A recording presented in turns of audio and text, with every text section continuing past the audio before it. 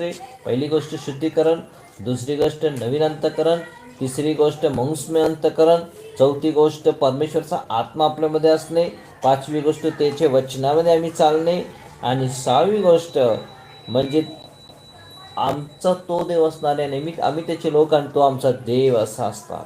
पण प्रार्थना करूया त्या गोष्टींसाठी.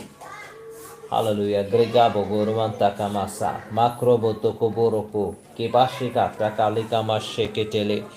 हालेलुया. हे देवा प्रभू येशूच्या नावामध्ये आम्ही प्रार्थना करतो. तुझ्या वचनाच्या द्वारे प्रत्येकाला जलस्नान तू दे.